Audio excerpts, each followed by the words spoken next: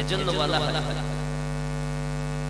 সাল্লাল্লাহু বলে সিজদা করে কাবা বাইতুল্লাহ যার প্রেমেতে ঝুঁকে পড়ে খোদার আরশে মুআল্লা সাল্লাল্লাহু বলে সিজদা করে কাবা বাইতুল্লাহ যার প্রেমেতে ঝুঁকে পড়ে খোদার আরশে মুআল্লা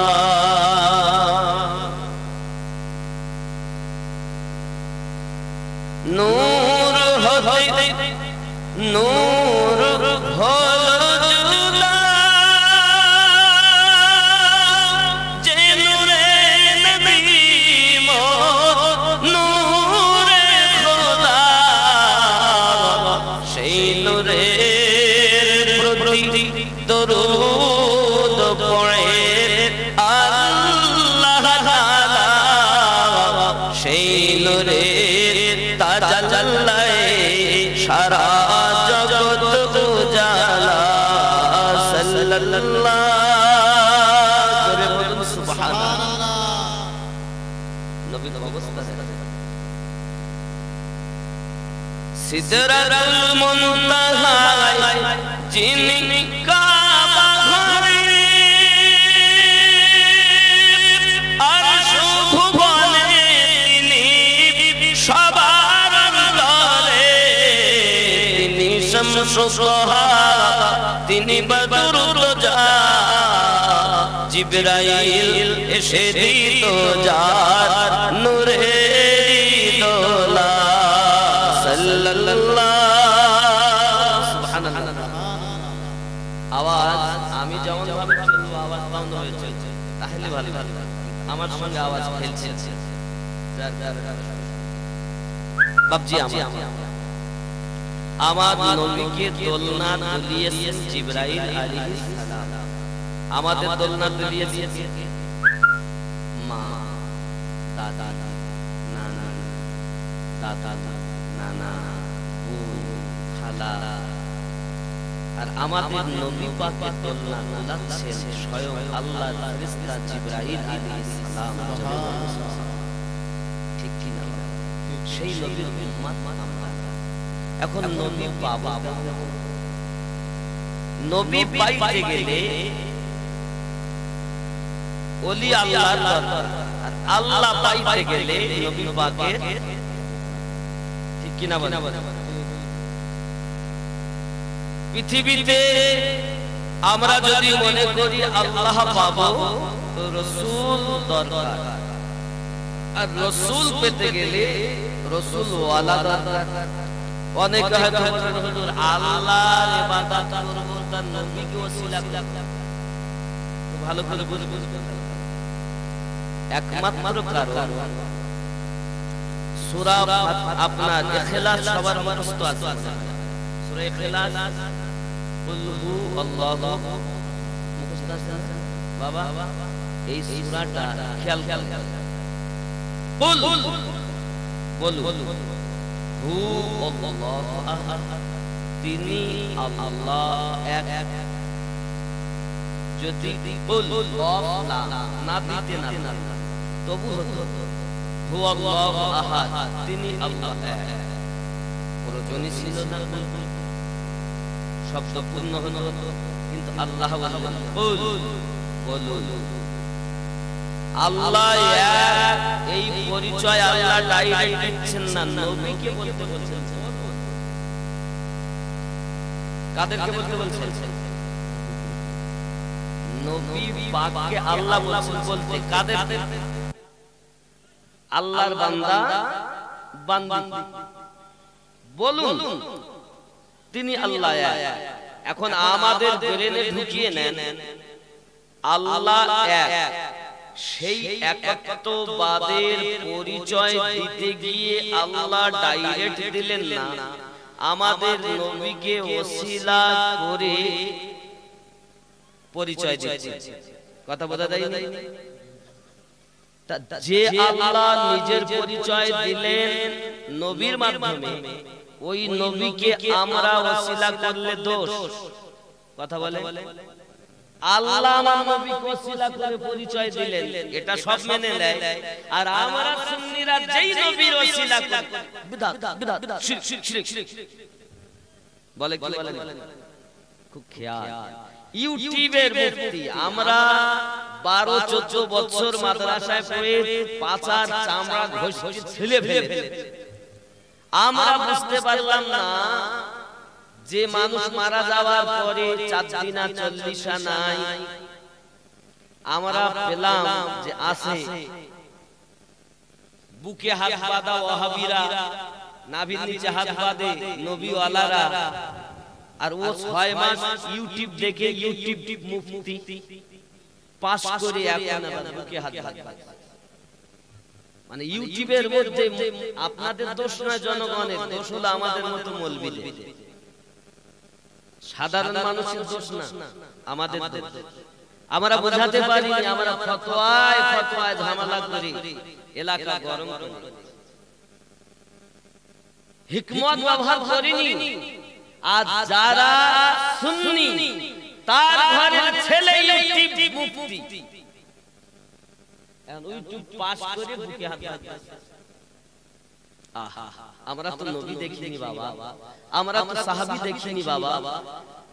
যদি মক্কা নগরে নবী পাক যখন এসেছিলেন, আমাদেরও যদি পরে পরে জন্ম হতো, তো এই দু চোখে নবী দেখতাম, ঠিক কি না? আমার সঙ্গে আপনাদের জবান খুলে বলতে হবে, জন্ম আমার নবীর যুগে হলে কেমন হতো, জন্ম আমার নবীর যুগে হলে হতো। আরো মোটা করে, জন্ম আমার নবীর যুগে হলে, ও জন্ম আমার নবীর যুগে হলে দুই নয়নের রাসূল পাক, দুই নয়নের রাসূল পাক দেখিলে কেমন হতো, জন্ম আমার নবীর যুগে। কেন কেন কেন? দুই নয়নের রাসূল পাক, দুই নয়নের রাসূল পাক দেখিলে কেমন হতো, জন্ম আমার নবীর যুগে হলে কেমন হতো। খেয়াল করুন, আসতো ভেসে হযরতে বেলালের মধুর আযান, যে আযানে ছিল এত প্রেম মুগ্ধ রহমান, দয়ার নবী পিছে নামাজ, দয়ার নবী পিছে নামাজ পড়িলে কেমন হতো, দয়ার নবীর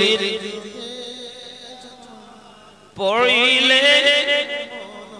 খেয়াল করে, আসতো ভেসে হযরতে বেলালের মধুর আযান, আসতো ভেসে হযরতে বেলালের মধুর আযান, যে আযানে ছিল এত প্রেম মুগ্ধ রহমান,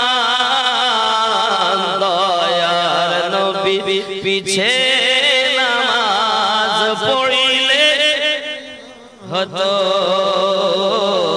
দয়ার নবীর পিছে নামাজ পড়লে কেমন হতো। কেন কেন? দু নয়নের রাসূল পাক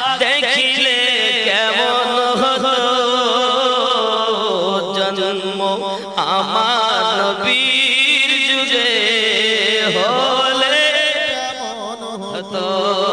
জোরে বলুন সুবহানাল্লাহ। খেয়াল করেন দিনী কত আলোচনায় থাকতাম আমি অধম, দিনী কত আলোচনায় থাকতাম মোরা অধম, সামনে রাসূলে পাক হতো পাশে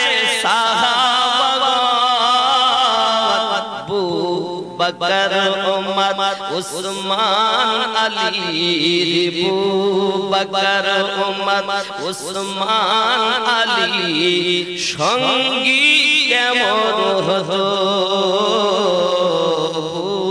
বকর উমর উসমান আলী সঙ্গী হতো।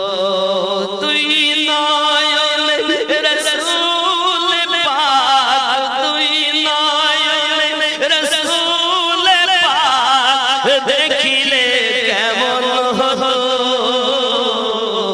জন্ম আমার নবীর যুগে হলে যেরকম সুবহানাল্লাহ। ये नबी के पाबो কেমন, ये रसूल के पाबो কেমন? आहा, काम क्रोध लोभ मोह मत्सर्য বিলীন করো, তারপর নবী পাবা। কি হবে? হানাফি শেখ, হানাফি রাসূল, হানাফিল্লাহ, তারপরে হবে তোমার অবশিষ্ট জীবন বাকা বিল্লাহ। তুমি তো তোমার কাম ভাব এখনো গেল না। কোন মেয়ে যদি দেখে একটা ভালো ছেলে, আহা কত সুন্দর ছেলে গো, এই নায়ক ছেলেটার সাথে যদি আমার বিয়ে হইতো, তাহলে ওই মেয়েটার পেট দিয়ে, ওই বউ ওর পেট দিয়ে কখনো নবীর আশিক জন্ম নিতে পারে না। যে ছেলে একটা মেয়ে দেখে আহা কি জিনিস যাচ্ছে গো, তার বাবা পৃথিবীতে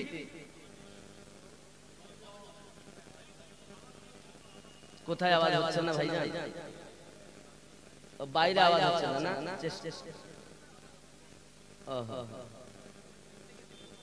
ও চেষ্টা করে কথা বুঝতে পেরেছেন আব্বাজি? খুব খেয়াল। এখন ছেঁড়া জামা কাপড় যারা পরে, ছেঁড়া দেখবেন চুলের স্টাইল কত। আমি সেদিন বাগডোগরা স্টেশনে নেমেছি, ফ্লাইট থেকে এয়ারপোর্টে নামলাম, একটা ছেলে দেখতে চুল এই মোরগের মতো লাল উঁচু করা। আমি বলি হ্যাঁ খোকা শোন তো, এসে হে এরকম কেন তোর ভাব? তাহলে এটাই হলো নতুন স্টাইল। চুল এই রুমালে কালেকশন করছেন এখন। আচ্ছা যে যা করে দেন, অসুবিধা নেই বাবাজি। তাহলে বোঝা গেল পৃথিবীতে স্টাইল, ছেঁড়া প্যান্ট টাকা দিয়ে কিনছে ১,৫০০ টাকা ২,০০০ টাকা। আমরা ছোটবেলায় দেখতাম ছেঁড়া প্যান্ট তারা পরে যারা খুব গরিব, আর এখন ছেঁড়া তারাই ব্যবহার করে তারা নাকি ভদ্রলোক। আশ্চর্য। আমার জওয়ান যুবক সোনামানিকেরা খুব ভালো করে বুঝুন বাবা, পৃথিবীর মাটিতে আমরা মুসলমান হয়ে জন্ম নিয়েছি বাবাজি। মানুষের বাচ্চা হয়েছি আমরা, গরু ছাগল গাধা কুকুরের বাচ্চা নয় রে বন্ধু আমার। এই মানুষের মধ্যে মহান আল্লাহ রাব্বুল ইজ্জাত এমন একটি জিনিস দিয়েছেন বাবা, ওই জিনিসটা তার ভালো, তার দেহটা ভালো, আর ওই জিনিসটা যার মূল্যবিহীন, তার দেহটা মূল্যবিহীন। ওই জিনিসটার নাম হলো কলব। জোরে বলুন সুবহানাল্লাহ। যার ভালো দেহ তার ভালো, ঠিক না খারাপ? আমার জওয়ান যুবক সোনামানি খুব ভালো করে ব্রেনের ভিতরে নিন, আপনি বোঝার চেষ্টা করুন বাবা। নবী পেতে গেলে আমাদের ওলি আল্লাহ দরকার রয়েছে, আল্লাহ পেতে গেলে আমাদের নবী প্রয়োজন রয়েছে। এখন নবী পাবো কেমন করে? আপনার আলে পাকের মাধ্যম দিয়ে। সোনামানিকে এই সারা জমিনে যারা কাম করে লোক মুহাম্মদ সাল্লাল্লাহু বিলীন করতে পেরেছে, তারাই হয়েছে একমাত্র আল্লাহ ওয়ালা ব্যক্তি। আর তাদের দ্বারস্থ হওয়া আল্লাহ ওয়ালাদের কাজ, নবী ওয়ালাদের কাজ। আর জোরে কোন সুবহানাল্লাহ। নিশ্চিত অসুবিধা হচ্ছে বলে এরকম করছে, চেষ্টা করেন। অনেক কষ্ট করে এখানে এসেছি বাবা, কিছু শুনবেন বলেও আপনারা এসেছেন। পরিবেশ শান্ত রাখার চেষ্টা করুন বাবজি। এখন দুনিয়াতে কাম, ক্রোধ, লোভ, মোহ, মাৎসর্য বিলীন করতে হবে। তারপর আমাদের কিছু অর্জন করতে হবে। মুর্শিদে ফানা, যে ব্যক্তি মুর্শিদে ফানা হয়নি ওই ব্যক্তি কিছু পায়নি। আর যে ব্যক্তি মুর্শিদে ফানা হয়েছে তার মুর্শিদের দেওয়া সবক অনুযায়ী আল্লাহ পাকের ইবাদত করার মাধ্যমে নবী পাকের দিদার লাভ করবে। তখন হবে ফানা ফির রাসূল। জোরে বলে সুবহানাল্লাহ। আর ফানা ফির রাসূল যখন হবে তখন রাসূলে ফানা হবে। ফানা বলতে কেমন বোঝায়? যেমন 1 মণ দুধে 1 কেজি, যেমন 1 মণ পানিতে 1 কেজি দুধ দিলে পানি থেকে দুধ আলাদা করা যায় না। যেমন 1 কেজি পানিতে লবণ দিলে পানি থেকে লবণ আর আলাদা করা তদ্রূপ মিশে যায়। মাছ যেমন পানি থেকে আলাদা রাখলে মাছ বাঁচে না, মুরিদকে মুর্শিদ থেকে আলাদা করে রাখলে ওই মুরিদ বাঁচে না। যে মুরিদ বলে দাবি করবে তার পীরকে যদি সে না চেনে বাবা, বুঝতে হবে আসলে সে মুরিদ হয়নি, ঢং রাচিয়েছে জগতের বুকে। পৃথিবীতে আপনি যতই কিছু দেখবেন সবাই আল্লাহ ওয়ালা হয়েছে, আল্লাহ প্রেমিকা হয়েছে একমাত্র মুহাম্মদের মাধ্যমে। জোরে বলুন ইয়া রাসূলুল্লাহ। ঠিক কি না? প্রেমের মাধ্যমে, প্রেম দিয়ে গঠন হয়েছে। ইশক করো, ভালোবাসা। আব্বাজি আমার এই জগতের বুকে দেখা গেল মা ভালো নয়, সন্তান ভালো নয়, নামাজের কথা যদি বলো রাগ করে, পর্দার কথা যদি বলো রাগ করে, বাপকে যদি বলো নামাজ পড়ো সেও রাগ করে। কিন্তু যারা হবে আলে পাক ওয়ালা তারাই হবে নামাজওয়ালা। সুবহানাল্লাহ। ঠিক কি না? নামাজ আমাদের মধ্যে আছে নেই। ফজরের আযান হয়, হাইয়া আলাস সালাত, এ বেটা লেপের ভিতরে পা ঢুকিয়ে বলে ইমাম মুয়াজ্জিন তোরাই চালা, জ্বালাস নে ভোরবেলা। আমরা নবীর দিওয়ানা, নামাজ পড়তে যাব না। আমরা নবীর দিওয়ানা, দাড়ি রাখতে পারবো না। আমরা নবীর দিওয়ানা, সুদ বন্ধ দেব না। আমরা নবীর দিওয়ানা, তাস খেলা বন্ধ হবে না। আমরা নবীর দিওয়ানা, চুল লাল বন্ধ হবে না। আমরা নবীর দিওয়ানা, মা বাপকে ভাত দেব না। আম্মা জানো মা খালা শুনে নেন রাতের বেলা আমার জননীরা বলতেছেন আমরা নবীর দিওয়ানি, পর্দা করতে পারবনি। আমরা নবীর দিওয়ানি, সিরিয়াল বন্ধ দেবনি। এই আসেনের ওই মায়ের পেটে কখন আলা হযরতের প্রেমিক জন্ম নিতে পারে? ও মুখে বলবে আমি আলা হযরতের পাগল, গাউসে আজমের পাগল, মাইনুদ্দিন চিশতি আজমিরির পাগল, আমি নবীর পাগল, আলে পাকের পাগল। ওর আখলাক আর ব্যবহারে বোঝা যায় শুধু পোশাকটুকু আছে আর কিছু। প্রেমিক বলে কার? তুই তো পোশাকে বিচার করালো। আল্লাহ ওয়ালারা বিচার করেন অন্তর দেখে, আর আমরা বিচার করি তার পোশাক দেখে। বিচার হবে কিসের? অন্তর। আমার আব্বাজি সোনামানিকে আর খুব ব্রেনের ভিতরে রাখুন। পৃথিবীর জমিনে মা বলেছে বাবা তুমি নামাজ পড়ো। একটি মাত্র বাপের নাম জালালউদ্দিন, মায়ের নাম হলো আপনার পৃথিবী জমিনে দেখুন না সবুরা। মা জননী বলে বাবা তুমি নামাজ আদায় করো। মা আমি নামাজ পড়লে কি হবে? আমার আল্লাহ পাক আল্লাহ তাআলা প্রতি তার এত ভরসা রয়েছে, ডাক দিয়ে বলছে বাবা রে তুমি যদি নামাজ পড়ো আল্লাহ তোমাকে ভালোবাসবে, এবং তুমি যদি নামাজ আদায় করো তুমি মিষ্টি খেতে পাবে। সুবহানাল্লাহ। কি খেতে পাবে? মিষ্টি খায়। ছেলেটা মিষ্টি ছোট থেকে ভালোবাসে, ছেলেকে সে নামাজ পড়তে। মা জননী বেটা যে উযু করে আর সেই যায় নামাজের পাটি বিছায় চিনির পুরিয়া করে ভরে দেয়।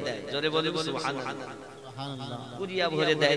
বেটা নামাজ পড়ে পাটি তোলে, ভালো লাগে, মিষ্টি পায়, খায়, আনন্দ করে, কোনো ওয়াক্তের নামাজ বাদ দেয় না।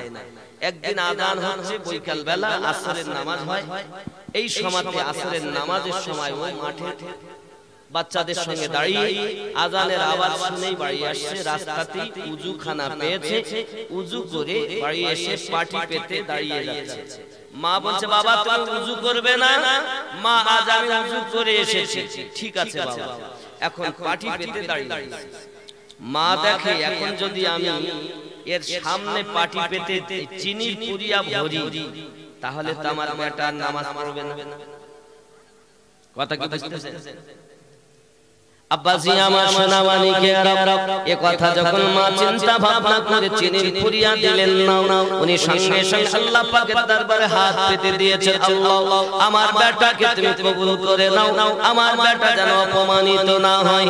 আজ যদি আমি তার সম্মুখে চিনির পুরিয়া করি আমার বেটা নামাজ আদায় করবে না, তুমি পুরিয়া চিনিটাকে দিয়ে দাও। আল্লাহ আমার দোয়া কবুল করো, লাঞ্ছিত বঞ্চিত আমায় করো না। আল্লাহ পাকের দরবারে আব্বাজি আমার বেটা নামাজ আদায় করে পাটি তুলে দেখে চিনির পুরিয়া নয়, আজ একটি গর্ত খায়, খুব ভালো লাগে।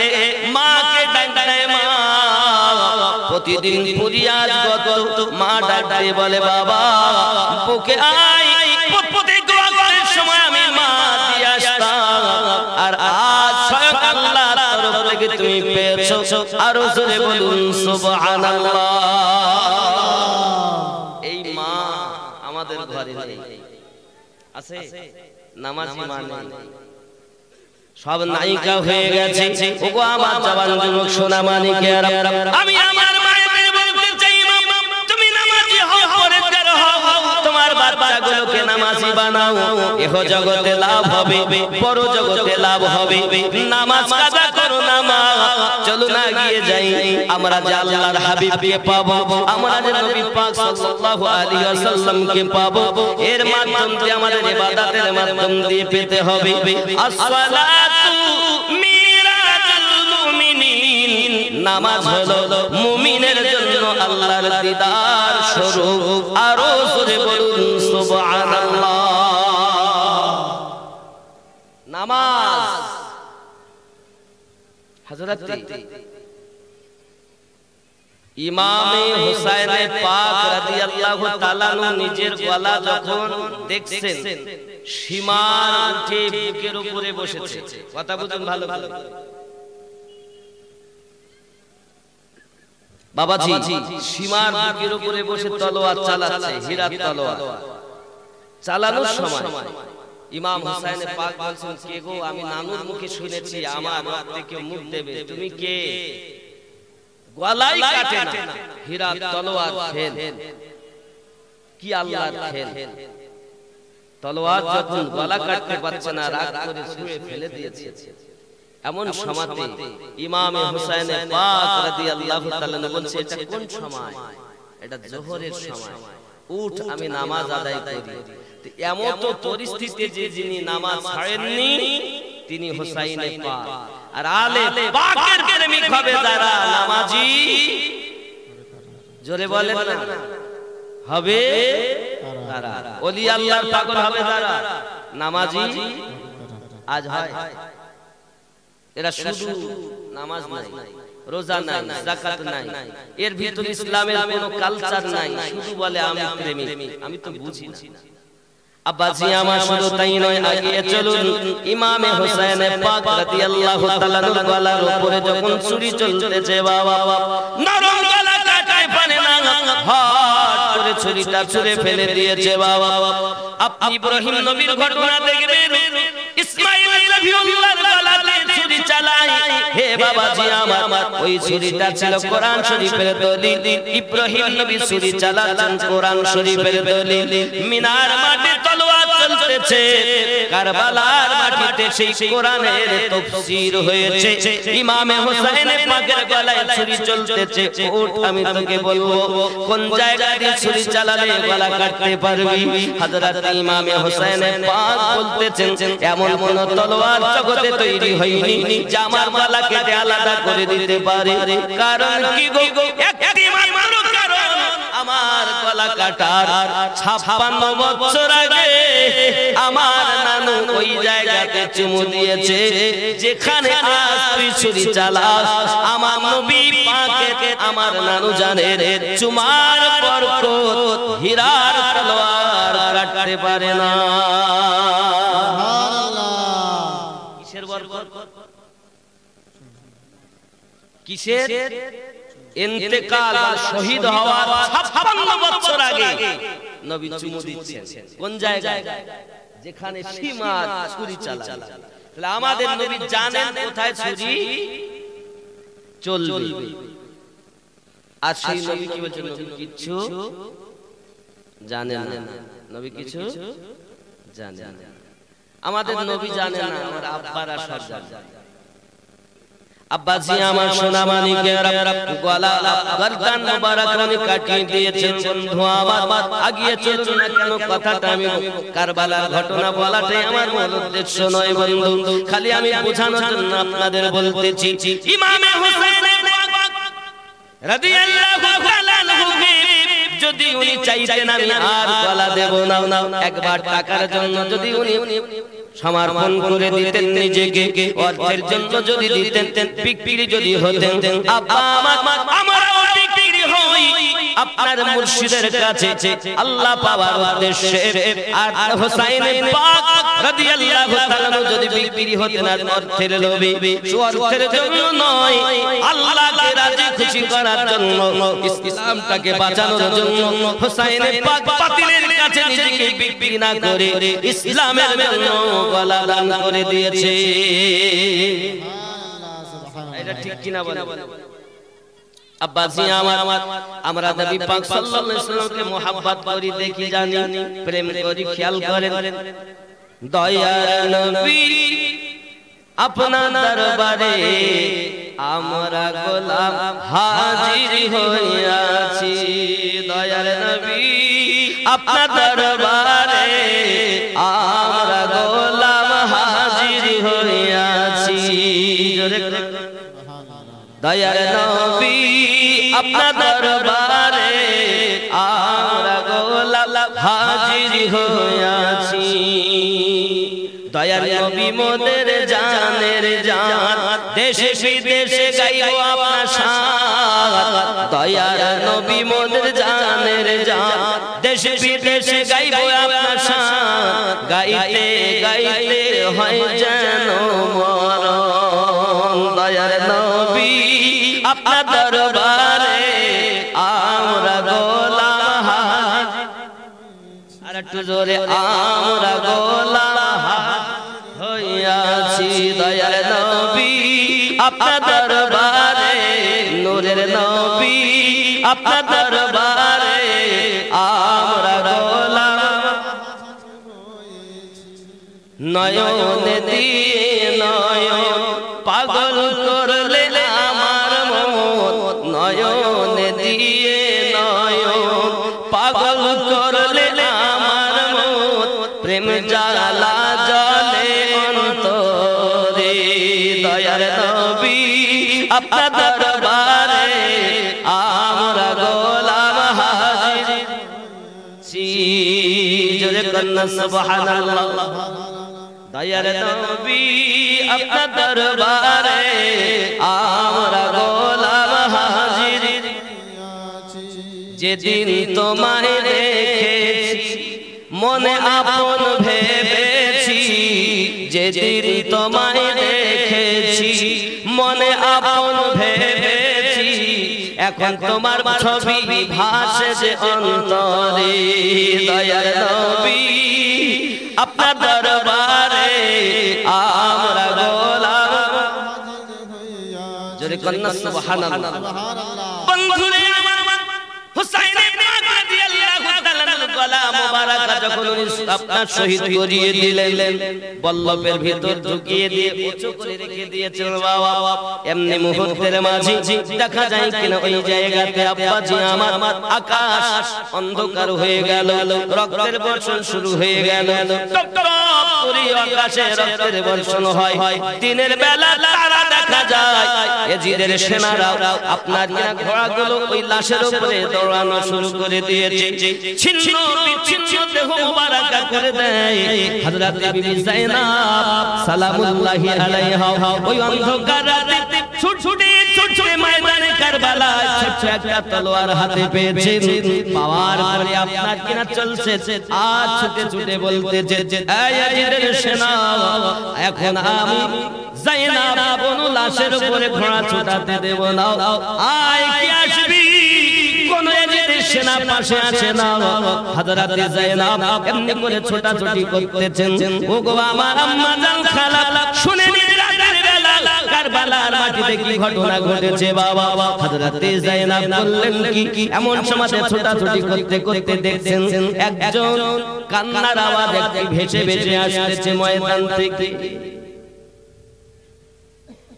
কে কাঁদে কে কাঁদছে বলছে কেউ যেন কাঁদে কে দেখতেছে বিবি ছোট ছোট সাকিনা কান্না করছে হ্যাঁ সাকিনা তুমি এখানে এত রাতে এই অন্ধকারময় রজনীতে তুমি এখানে কেন হযরত সাকিনা কান্না করে এখানে কেন কাঁদো কার কাছে কাঁদো চিনি না জানি না আমি কিন্তু ওগো আমার ফুফু আম্মা গত রাতে আমি আমার আব্বার বুকের উপরে শুয়েছিলাম আমি রাত কাটিয়েছিলাম আজ আমার আব্বা আমাকে কোলে নেয় না বলে আব্বু আব্বু করে কান্না করতে করতে এসেছি এমন সময় ছিন্ন ভিন্ন দেহ এইখানে আব্বু আব্বু করে তুমি কাঁদছো আমি তো যায়েনব চিনতে পারি না আমি তো চিনি না কার দেহ কার কি কারণ দেহতে না কোনো মাথা আছে না দেখো কোন বাবা সলিড ভাবে আছে সব দেহগুলোকে ছিন্ন বিচ্ছিন্ন করে দেওয়া হয়েছে তুমি কেমন করে চিনলে এটা তোমার পিতা ইমামে হোসাইন ডাক দিয়ে বলে ফুফু আম্মা আমি যখন আব্বা করে কাঁদি এই জায়গা থেকে আওয়াজ এসেছে মা সাকিনা কাঁদিস না আমার বুকে আয় আমি তোমার আব্বা হোসাইন এখানে আছি ওগো ফুফু এটাই আমার আব্বার দেহ এখান থেকে আমি আওয়াজ পেয়েছি সুবহানাল্লাহ তার মানে ইন্তেকালের পরও শহীদের পরও জিন্দা আব্বাজি আমার বিবি যায়েনব তাকে কোলে কোলে নিয়ে চলে আসলেন আপনার কিনা তাঁবুর মধ্যে অনেক বোঝানো সুজানোর পরে যখন আপনার কোনো মতে কান্না বন্ধ হয় না এইদিকে দুশমনের দলেরা তাঁবুতে আগুন আপনার আগুন লাগিয়ে দিয়েছে এই তাঁবুতে ওই তাঁবুতে আগুন দাও দাও করে আগুন জ্বলতেছে বাবা এমন কি এমন অবস্থা করেছে বাবা দুশমনের দল হযরত সাকিনার কানের বালি পর্যন্ত ছিনিয়ে নিয়েছে রক্ত টপ টপ করে পড়তেছে আব্বুজি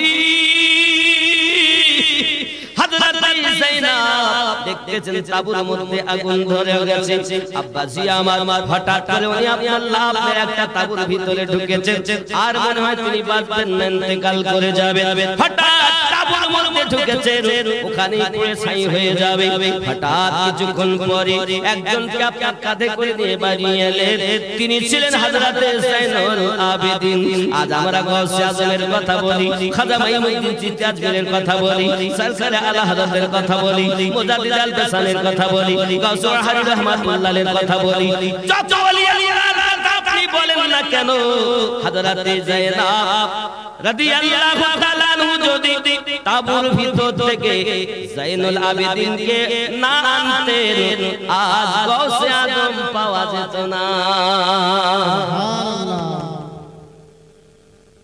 এই যারা ওলি ওলি করছে ওলি আউলিয়া জেনে রাখো এর পিছনে অবদান হলো হযরত যায়েনবের জোরে কোন সুবহানাল্লাহ তাই আপনি বেরিয়ে যান, মেহরারা যান, আজমির যান, আপনি যেখানেই যান না কেন, আপনি কালেমি হন, আশরাফি হন, বরকতি হন, রেজভি হন, কাদরিয়া তরিকতে হন, চিশতিয়াতে হন, সোহরওয়ার্দিয়াতে হন, নকশবন্দিয়া মুজাদ্দিদিয়াতে হন, এই সব কিছু পেয়েছেন বিবি যায়েনাবের ওসিলায়।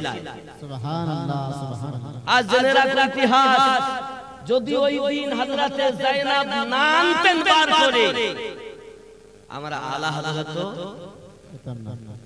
ঠিক কি না বলেন, গাউসে আজমও পেতাম না, সব সাদকাও না। বিবি যায়েনাব উনি পৃথিবীর মাটিতে বার করে আনার পরে উনি শুইয়ে দিলেন, অসুস্থ, দুর্বল, চলতে পারে না, এমন এমনকি দাঁড়াতেও পারে না। উনি চেয়েছিলেন আমিও শহীদ হব কারবালায়। ইমাম হুসাইন পাক বলেছিলেন, বাবা না, তোমার থেকে আমার নসল চলবে, আর এই মহিলাদেরকে মদিনায় কে পৌঁছাবে, তুমি থাকো। আব্বাজি আমার সমস্ত ঘটনা বলার কথা বলেছেন। এবার ইসলাম জিন্দা হয়েছে হার কারবালার পর। সুবহানাল্লাহ। আমার জওয়ান যুবক সোনামানি আম্মা জান, খালা শুনে নিন, রাতের বেলা মা যদি ভালো হয় তার ছা ভালো হবে, বাপ যদি ভালো হয় তার বাচ্চা ভালো হবে। আর কথা কি বুঝতেছেন? বাপ ভালো হওয়া দরকার। জাম গাছে আম ফলে না, জাম গাছে জাম হয়। আমরা তো ফলই দিতে পারিনি, গাছ ভালো হতে পারিনি, ফল ভালো। চলুন এগিয়ে যাই। এমনি সমাতে আব্বা আমার রাত কাটলো এই তাবুতে ছোটাছুটি করতে করতে। হঠাৎ করে দিনের বেলা ফজরের নামাজ আদায় হয়ে গেছে, চাইয়া দেখতেছেন ইমাম হুসাইনের পা রাদিয়াল্লাহু তাআলা আনহুর মাথা মোবারক বল্লভ করে ঝুলানো রয়েছে, বাবা লটকানো রয়েছে। যখন হঠাৎ করে আপনার কিনা কান্না শুরু করেছে, বিবি যায়েনাব কাঁদে, সাকিনা কাঁদে, আব্বাজি আমার। এমনি করে যখন সবাই কান্না করতেছেন, এজিদের সেনারা বলে এদেরকে ধরো আর নিয়ে চলো, এদেরকে আমরা নিয়ে যাব আমাদের সরকারের কাছে। বন্ধু আমার, হঠাৎ হাতে বেড়ি পরিয়ে দেয় আর নাঙ্গা উটের উপরে চাপিয়ে দিয়ে মায়েদের হাতগুলো পিছনে দিয়ে আপনার টানতে টানতে নিয়ে চলে যায়।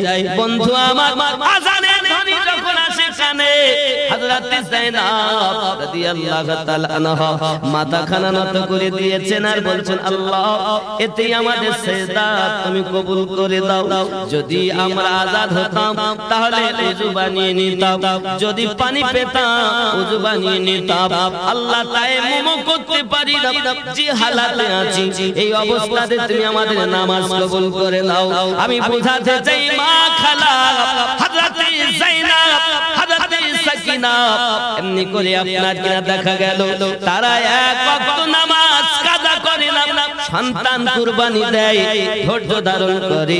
আর আমরা কেমন করে দুনিয়া জমিনে নামাজি হতে পারলাম না? ওগো জননী, নামাজি হও, নামাজি হও, আলে পাক ওয়ালা নামাজি হবে তারা। আল্লাহুম্মা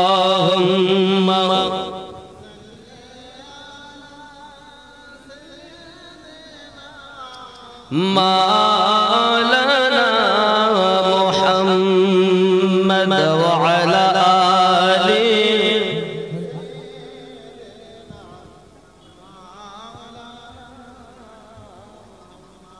বাবজি আমার ইমামে হুসাইনে পাক রাদিয়াল্লাহু তাআলা আনহু শহীদ হলেন।